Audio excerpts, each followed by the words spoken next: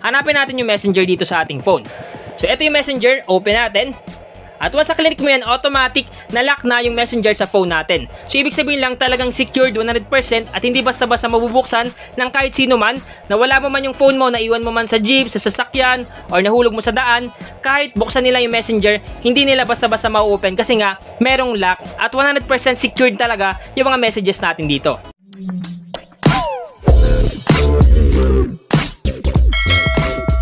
So yan guys, bago tayo magsimula sa mga bagong pasok sa aking channel, ako nga po pala si Mindtech PH, gumagawa ako ng content regarding sa APN, pampabilis at pampalakas ng internet connection, at nag-update din ako tungkol sa mga tricks and tips. So gusto nyo yung content ko, don't forget to click subscribe button sa baba ng video na to, at click mo na rin yung notification bell para lagi kayong updated sa mga bago kong uploads. Magsimula na tayo.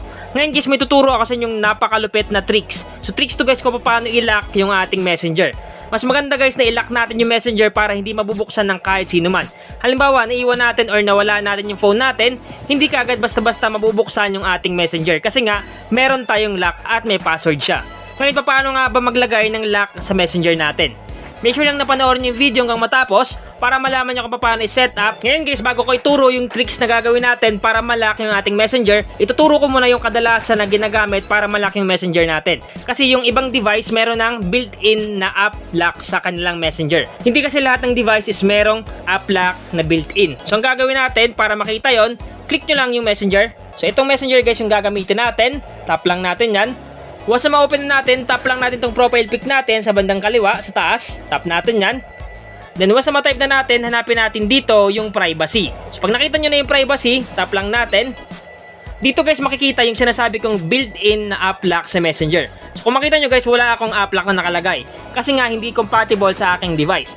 Sa iPhone at sa mga Android phone, may mga ibang compatible. Meron mismong app lock na built-in. Pero sa iba, wala, katulad sa akin.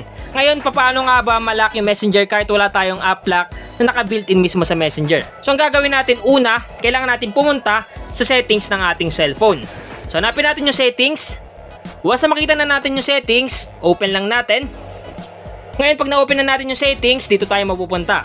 Take note guys hindi tayo pare-parehas ng settings. Iba't iba yung nakalagay sa settings natin. Depende pa rin yan sa brand ng phone nyo. So sa akin guys is Tecno po ba to? Ngayon ang gagawin natin, hanapin natin dito yung security. Pero sa ibang device nasubukan ko na. Hindi siya nakikita minsan sa security. Nakikita siya sa privacy. Okay? So nakadepende pa rin yan kasi sa settings ng phone natin.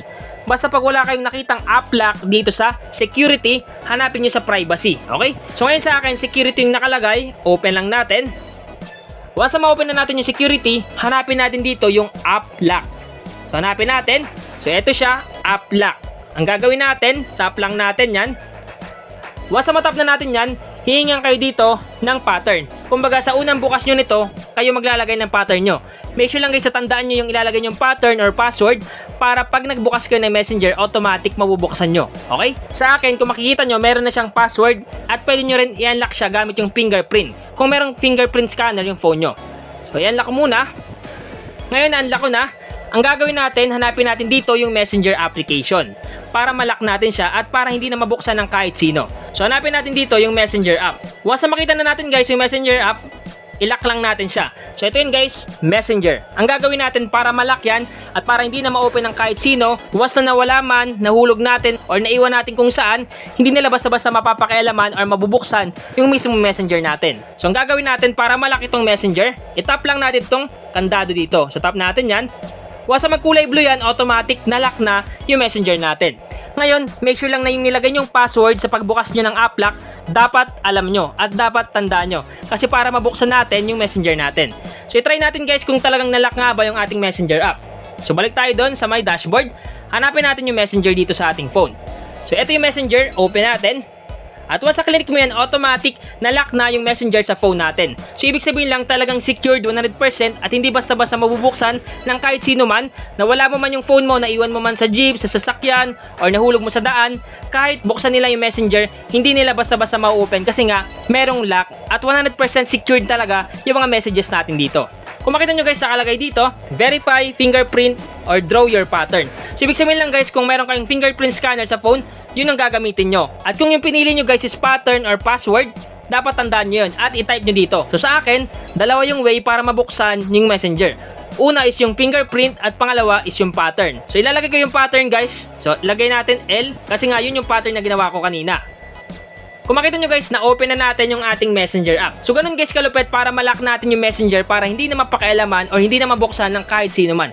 Kasi minsan hindi naman natin masigurado na halimbawa yung phone natin pinapahiram natin sa tropa natin, sa kaibigan natin, hindi natin alam baka binabasa na nila yung mga messages natin. Pero dapat syempre alam natin na yung mga messages natin is private yan. So dapat meron tayong privacy pagdating sa mga messages. Ngayon guys, once na gusto nyo na i-deactivate yung app lock mismo, ang gagawin natin, bumalik ulit tayo sa settings. So once na i-deactivate natin, same lang din yung gagawin. So balik tayo sa settings, tap lang natin tong settings, then hanapin natin sa security yung app lock. Or kung wala yung app lock sa security, hanapin nyo sa privacy. So sa akin, nakalagay siya sa security, open lang natin, then hanapin natin dito yung app lock. So ito yon, app lock, tap lang natin. Once na matap mo yan, ilagay mo lang dito yung pattern na nilagay mo or yung mismong fingerprint kung merong fingerprint scanner yung phone natin. So ilagay natin. Once nandito na tayo para ma-deactivate yung app lock sa Messenger, ang gagawin lang natin, itap ulit natin tong kandado dito. Kung makita nyo guys, kulay blue siya kasi nga nakalock. Ngayon pag tinap mo yan, automatic, naka-unlock na. So ibig sabihin guys, na-unlock na yung Messenger at wala na siyang app lock. So ganun guys yung pag-deactivate ng app lock sa Messenger. Pag in-open mo yung Messenger, automatic, mabubuksan mo kagad. So tandaan nyo guys, pag wala dito mismo sa may profile pic, pag clinic nyo, at clinic nyo yung privacy dito, so click privacy, pag wala dyan yung app lock, automatic hindi yan compatible. So ang gagawin nyo, doon kayo pupunta sa settings mismo. So ang gagawin natin ulit, i-demo ko ulit sa inyo para mas maintindihan nyo, tap nyo lang ulit yung settings at hanapin nyo dito yung security. Okay? So once na wala yung app lock sa security, ang hahanapin nyo is privacy.